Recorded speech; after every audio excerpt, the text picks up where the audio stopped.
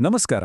ಯಾರಿಗೋಸ್ಕರ ತಮ್ಮ ಇಡೀ ಜೀವನವನ್ನೇ ಮುಡಿಪಾಗಿಡ್ತಾರೋ, ಯಾರಿಗೋಸ್ಕರ ತಮ್ಮೆಲ್ಲ ನೋವುಗಳನ್ನ ನುಂಗುಕೊಂಡು ನಗ್ತಾರೋ, ಅದೇ ಕರ್ಕಟಕ ರಾಶಿಯವರು ದಿಢೀರ್ನೆ ಎಲ್ಲರಿಂದ ದೂರ ಹೋಗೋದು ಯಾಕೆ? ಸಮಾಜದ ಕಣ್ಣಲ್ಲಿ ಇದೊಂದು ಸೋಲು, ಅಹಂಕಾರ ಅಥವಾ ಒಂಟಿತನ ಅನ್ಸಬಹುದು. ಆದರೆ ಈ ವಿಶ್ಲೇಷಣೆಯಲ್ಲಿ ನಾವು ನೋಡಲಿರುವ ಸತ್ಯವೇ ಬೇರೆ. ಕರ್ಕಟಕ ರಾಶಿಯವರ ಈ ಮೌನ, ಈ ಒಂಟಿತನ ಇದೊಂದು ಮಾನಸಿಕ ದೌರ್ಬಲ್ಯ ಖಂಡಿತ ಅಲ್ಲ. ಬದಲಾಗಿ ಇದು ಯಾರಿಗೂ ಅರ್ಥವಾಗದ ಒಂದು ಅದ್ಭುತವಾದ ರಕ್ಷಣಾ ಕವಚ. ಈ ಮೌನದ ಹಿಂದಿರುವ ಆಳವಾದ ರಹಸ್ಯವನ್ನ ನಾವಿಂದು ಬಿಡಿಸಿ ನೋಡೋಣ.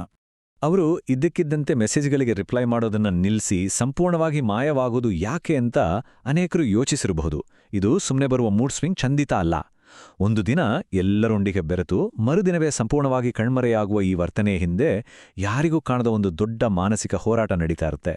ಆ ಹೋರಾಟದ ಮೂಲ ಎಲ್ಲಿದೆ ಅಂತ ನೋಡಿದ್ರೆ ನಿಜಕ್ಕೂ ಆಶ್ಚರ್ಯವಾಗುತ್ತೆ. ಕರ್ಕಾಟಕ ರಾಶಿಯವರ ಈ ವರ್ತನೆಗೆ ಮುಖ್ಯ ಕಾರಣ ಅವರ ಅಧಿಪತಿಯಾದ ಚಂದ್ರ. ಜ್ಯೋತಿಷ್ಯದ ಪ್ರಕಾರ 4ನೇ ಮನೆಯು ನಮ್ಮ ಹೃದಯ ಮತ್ತು ಭಾವನೆಗಳ ಸ್ಥಾನ. ಚಂದ್ರನು ಯಾವ ರೀತಿ ಹುಣ್ಣಿಮೆ ಮತ್ತು ಅಮಾವಾಸ್ಯೆಗಳ ಮೂಲಕ ತನ್ನ ರೂಪವನ್ನು ಬದಲಾಯಿಸ್ತಾನೋ ಅದೇ ರೀತಿ ಕರ್ಕಾಟಕ ರಾಶಿಯವರ ಮನಸ್ಸು ಕೂಡ ಒಂದು ಸುಂದರವಾದ ಅಲೆಯಂತೆ ಚಲಿಸುತ್ತೆ. ಚಂದ್ರನ ಕಳೆಗುಂದುವಿಕೆ ಅವರ ಭಾವನಾತ್ಮಕ ಶಕ್ತಿಯನ್ನು ಕುಗ್ಗಿಸುತ್ತೆ.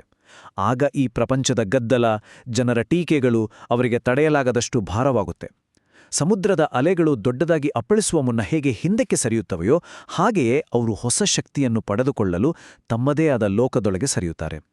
ಇಲ್ಲಿ ಗಮನಿಸಬೇಕಾದ ಇನ್ನೊಂದು ಮುಖ್ಯವಾದ ವಿಚಾರ ಇದೆ. ಅವರು ಈ ಪ್ರಪಂಚದಲ್ಲಿ ಹುಡುಕುವುದು ಬರೀ ಪರಿಚಯಸ್ಥರನ್ನಲ್ಲ. ಅವರು ಹುಡುಕುವುದು ಒಬ್ಬ ಮನಸ್ಸಿನ ಸ್ನೇಹಿತನನ್ನ. ಯಾರು ತಮ್ಮ ಮೌನವನ್ನು ಕೂಡ ಓದಬಲ್ಲರೋ, ಯಾರು ತಮ್ಮ ಭಾವನೆಗಳಿಗೆ ಬೆಲೆ ಕೊಡ್ತಾರೋ ಅಂಥವರ ಆಳವಾದ ನಿಷ್ಠೆಯನ್ನು ಅವರು ಬಯಸ್ತಾರೆ. ಆದರೆ ಈ ಕೃತಕ ಪ್ರಪಂಚದಲ್ಲಿ ಆ ರೀತಿಯ ಸಂಬಂಧ ಸಿಗೋದು ಬಹಳ ಕಷ್ಟ ಅಲ್ವಾ? ಅಂಥ ವಿಶ್ವಾಸ ಸಿಗದಿದ್ದಾಗ ಸುತ್ತಲಿನ ಗದ್ದಲ ಅವರಿಗೆ ಅಸಹನೀಯವಾಡುತ್ತೆ. ಆಗ ಅವರಿಗೆ ಉಳಿಯುವ ಒಂದೇ ದಾರಿ ಎಂದರೆ ತಮ್ಮದೇ ಆತ್ಮದ ಏಕಾಂತ. ಬೇರೆಯವರ ನಾಟಕೀಯ ಜೀವನದ ಭಾಗವಾಗುವುದಕ್ಕಿಂತ ತಮ್ಮದೇ ಒಂಟಿತನ ಅವರಿಗೆ 1000 ಪಾಲು ನೆಮ್ಮದಿ ಕೊಡುತ್ತೆ. ಇದರ ಮೂಲವನ್ನ ಸ್ವಲ್ಪ ಆಳವಾಗಿ ಗಮನಿಸಿದ್ರೆ ಕರ್ಕಾಟಕ ರಾಶಿಯವರು ಜನ್ಮತಃ ಎಲ್ಲರನ್ನೂ ಪೋಷಿಸುವ ತಾಯಿಯ ಗುಣವನ್ನ ಹೊಂದಿರುತ್ತಾರೆ. ಯಾರಿಗೆ ಏನೇ ಕಷ್ಟ ಬಂದ್ರೂ ಮೊದಲು ನೆನಪಾಗುವುದೇ ಇವರು. ಬೇರೆಯವರ ಕಷ್ಟಗಳನ್ನ, ಕಣ್ಣೀರುಗಳನ್ನ ಕೇಳಿ ಕೇಳಿ ಇವರು ಒಂದು ರೀತಿಯ ಉಚಿತ ಥೆರಪಿಸ್ಟ್ ಆಗ್ಬಿಟ್ಟಿರ್ತಾರೆ. ಆದರೆ ದುರಂತ ಎಂದ್ರೆ ಇವರು ಎಲ್ಲರ ಕಣ್ಣೀರನ್ನೂ ಒರೆಸ್ತಾರೆ, ಆದರೆ ಇವರ ಕಣ್ಣೀರು ಒರೆಸಲು ಯಾರೂ ಇರೋದಿಲ್ಲ. ಸದಾ ಬೇರೆಯವರ ನೋವನ್ನ ಹೀರಿಕೊಳ್ಳುವ ಇವರ ಮನಸ್ಸು ಒಂದು ಹಂತದಲ್ಲಿ ಸಂಪೂರ್ಣವಾಗಿ ಖಾಲಿಯಾಗುತ್ತೆ. ಹೌದು, ಸಂಪೂರ್ಣ ಶೂನ್ಯ. ಕೃತಜ್ಞತೆ ಇಲ್ಲದ ಸಂಬಂಧಗಳ ವಿಚಾರದಲ್ಲಿ ಕರ್ಕಾಟಕ ರಾಶಿಯವರಿಗಿರುವ ಸಹನೆ 0. ತಾನು ಇಷ್ಟೆಲ್ಲ ಮಾಡಿದ್ರೂ ಎದುರಿನವರು ಅದನ್ನ ಸ್ವಲ್ಪವೂ ಅರ್ಥ ಮಾಡ್ಕೊಳ್ತಿಲ್ಲ, ಬೆಲೆ ಕೊಡ್ತಿಲ್ಲ ಅಂತ ಗೊತ್ತಾದಾಗ ಅವರು ಭಾವನಾತ್ಮಕವಾಗಿ ದಿವಾಳಿಯಾಗ್ತಾರೆ. ಈ ಹಂತದಲ್ಲಿ ಎಲ್ಲರಿಂದ ದೂರ ಹೋಗುವುದು ಅವರಿಗೆ ಅಹಂಕಾರದ ವಿಷಯವಾಗಿರೋದಿಲ್ಲ. ಬದಲಾಗಿ ಅದು ಅವರ ಉಳಿವಿಗಾಗಿ ತಮ್ಮನ್ನು ತಾವು ರಕ್ಷಿಸಿಕೊಳ್ಳಲು ಮಾಡುವ ಅನಿವಾರ್ಯ ಹೋರಾಟ ಆಗಿರುತ್ತೆ. ಇಲ್ಲಿಯೇ ಕಥೆಯ ಒಂದು ದೊಡ್ಡ ತಿರುವು ಎದುರಾಗೋದು. ಒಂದು ಕಡೆ ಎಲ್ಲರನ್ನೂ ಪ್ರೀತಿಸುವ, ಕಾಳಜಿ ಮಾಡುವ ಮೃದು ಹೃದಯದ ಕರ್ಕಾಟಕದವರನ್ನ ನಾವೆಲ್ಲ ನೋಡಬಹುದು. ಆದರೆ ಪ್ರತಿಯೊಂದು ನಾಣ್ಯಕ್ಕೂ 2 ಮುಖಗಳಿಡುತ್ತಲ್ವಾ? ಯಾರಾದರೂ ಇವರ ನಂಬಿಕೆಗೆ ದ್ರೋಹ ಬಗೆದ್ರೆ ಇವರು ಜಗಳವಾಡೋದಿಲ್ಲ, ಅರ್ಚಾಡುವುದಿಲ್ಲ. ಬದಲಾಗಿ ಅತ್ಯಂತ ತಣ್ಣಗಿನ, ಭಯಾನಕವಾದ ಮೌನವನ್ನ ಅಸ್ತ್ರವಾಗಿ ಬಳಸ್ತಾರೆ. ಯಾವ ಶಬ್ದವೂ ಇಲ್ಲದೆ ಅವರು ಶಾಶ್ವತವಾಗಿ ದೂರವಾಗ್ಬಿಡ್ತಾರೆ. ಈ ಮೌನ ಅವರು ತಮ್ಮನ್ನು ತಾನು ಕಾಪಾಡಿಕೊಳ್ಳಲು ಬಳಸುವ ಅತಿ ದೊಡ್ಡ ರಕ್ಷಣಾ ತಂತ್ರ. ಇನ್ನ ಒನ್ ಟೈಮ್ ರೂಲ್ ಅಥವಾ ಒಂದು ಅವಕಾಶದ ನಿಯಮ ಅಂತ ಕರೀಬಹುದು. ಕರ್ಕಾಟಕ ರಾಶಿಯವರು ಯಾರನ್ನಾದರೂ ಪ್ರೀತಿಸಿದ್ರೆ ಆ ವ್ಯಕ್ತಿಯ ಪ್ರತಿಯೊಂದು ರಹಸ್ಯ, ಪ್ರತಿಯೊಂದು ದೌರ್ಬಲ್ಯ ಇವರಿಗೆ ತಿಳಿದಿರುತ್ತೆ. ಅವರು ಎಲ್ಲವನ್ನೂ ಕ್ಷಮಿಸ್ತಾರೆ. ಆದರೆ ವಿಶ್ವಾಸದ್ರೋಹವನ್ನು ಮಾತ್ರ ಎಂದಿಗೂ ಕ್ಷಮಿಸುವುದಿಲ್ಲ. ಒಮ್ಮೆ ಅವರಿಗೆ ಆ ನೋವು ತಟ್ಟಿದ್ರೆ ಮುಗಿತು. ಅವರು ಅಳುವುದಿಲ್ಲ. ಬದಲಾಗಿ ತಾವು ಕಟ್ಟಿದ್ದ ಪ್ರೀತಿಯ ಕೋಟೆಯ ಬಾಗಿಲನ್ನು ಒಳಗಿನಿಂದ ಭದ್ರವಾಗಿ ಹಾಕಿಕೊಂಡು ಕೀಲಿಕೈಯನ್ನು ಶಾಶ್ವತವಾಗಿ ಬಿಸಾಡಿಬಿಡ್ತಾರೆ. ಆ ಬಾಗಿಲು ಆಮೇಲೆ ಎಂದಿಗೂ ತೆರೆಯುವುದಿಲ್ಲ. ಆದರೆ ಒಂದು ವಿಷಯ ಗಮನಿಸಿದಿರಾ? ಇತ್ತೀಚೆಗೆ ಈ ಏಕಾಂತದ ಬಯಕೆ, ಎಲ್ಲರಿಂದ ದೂರ ಹೋಗ್ಬೇಕು ಅನ್ನೋ ತುಡಿತ ಕರ್ಕಾಟಕ ರಾಶಿಯವರಲ್ಲಿ ವಿಪರೀತವಾಗಿ ಹೆಚ್ಚಾಗ್ತಿದೆ. ಯಾಕೆ ಗೊತ್ತಾ?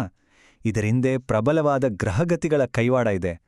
ಜ್ಞಾನಕಾರಕ ಗುರುವು 12ನೇ ಮನೆಗೆ ಅಂದರೆ ನಷ್ಟದ ಮನೆಗೆ ಬಂದಾಗ ಮಾಡುವ ಸಾಮಾಜಿಕ ಪ್ರಯತ್ನಗಳೆಲ್ಲವೂ ವ್ಯರ್ಥ ಎನ್ನುವ ಭಾವನೆ ಮೂಡುತ್ತೆ. ಜನರಿಗೋಸ್ಕರ ಎಷ್ಟು ಮಾಡಿದ್ರೂ ಪ್ರಯೋಜನವಿಲ್ಲ ಎಂಬ ಆಯಾಸ ಆವರಿಸುತ್ತೆ.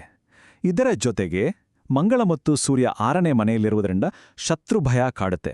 ಅಂದ್ರೆ ಸುತ್ತಲೂ ಇರೋವರು ತಮ್ಮ ಬಗ್ಗೆ ಕೆಟ್ಟದ್ದನ್ನು ಯೋಚಿಸ್ತಿದ್ದಾರೇನೋ ಎಂಬ ಅಂಜಿಕೆ. ಈ ಗ್ರಹಗಳ ಸಂಯೋಜನೆಯಿಂದಾಗಿ ಕಾಡುತ್ತಿರೋ ಒಂಟಿತನ ಖಿನ್ನತೆಯಲ್ಲ, ಬದಲಾಗಿ ಗ್ರಹಗಳು ಆರೋಗ್ಯ ಮತ್ತು ಮಾನಸಿಕ ಶಾಂತಿಯ ಕಡೆ ಗಮನ ಹರಿಸಲು ನೀಡುತ್ತಿರುವ ಒಂದು ವಿರಾಮವಿದು. ಈ ರಕ್ಷಣಾ ಕವಚ ಕೇವಲ ವೈಯಕ್ತಿಕ ಜೀವನಕ್ಕೆ ಮಾತ್ರ ಸೀಮಿತವಲ್ಲ, ವೃತ್ತಿ ಜೀವನದಲ್ಲೂ ಇದು ಎದ್ದು ಕಾಣುತ್ತೆ. ಆಫೀಸ್ನಲ್ಲಿ ಇದ್ದಕ್ಕಿದ್ದಂತೆ ಇವರು ಬಹಳ ಮೌನಿಯಾಗಿ ಕೇವಲ ತಮ್ಮ ಕೆಲಸದ ಕಡೆಗೆ ಮಾತ್ರ ಗಮನ ಹರಿಸ್ತಾರೆ. ಆಫೀಸ್ನ ರಾಜಕೀಯ ಪೈಪೋಟಿಗಳನ್ನ ಕಂಡಾಗ ತಮ್ಮ ಆಂತರಿಕ ಶಾಂತಿಯನ್ನ ಕಾಪಾಡಿಕೊಳ್ಳಲು ಇವರು ತಮ್ಮದೇ ಆದ ಒಂದು ಕಾರ್ಪೊರೇಟ್ ಕವಚವನ್ನು ನಿರ್ಮಿಸಿಕೊಳ್ತಾರೆ. ಆರ್ಥಿಕ ಭದ್ರತೆಯ ಬಗ್ಗೆನೂ ಇವರಿಗೆ ಆಳವಾದ ಕಾಳಜಿ ಇರುತ್ತೆ. ಹಾಗಾಗಿ ಬೇರೆಯವರ ಜೊತೆ ಅನಗತ್ಯವಾಗಿ ಬೆರೆಯುವುದನ್ನ ಬಿಟ್ಟು ಕೆಲಸ ಮುಗಿದ ತಕ್ಷಣ ಮನೆಗೆ ಓಡಿಬರಲು ಹಾತೊರೆಯುತ್ತಾರೆ. ಆದರೆ ಇಲ್ಲಿ ನಿಜವಾದ ಸತ್ಯ ಶುರುವಾಗುತ್ತೆ. ಇಷ್ಟೊತ್ತು ನಾವು ಒಂಟಿತನ, ದೂರ ಆಗುವಿಕೆ ಬಗ್ಗೆ ಮಾತಾಡಿದೆವು. ಆದರೆ ಈ ಒಂಟಿತನ ಒಂದು ಶಾಪ ಖಂಡಿತ ಅಲ್ಲ. ಇದೊಂದು ಆಧ್ಯಾತ್ಮಿಕ ರೂಪಾಂತರ.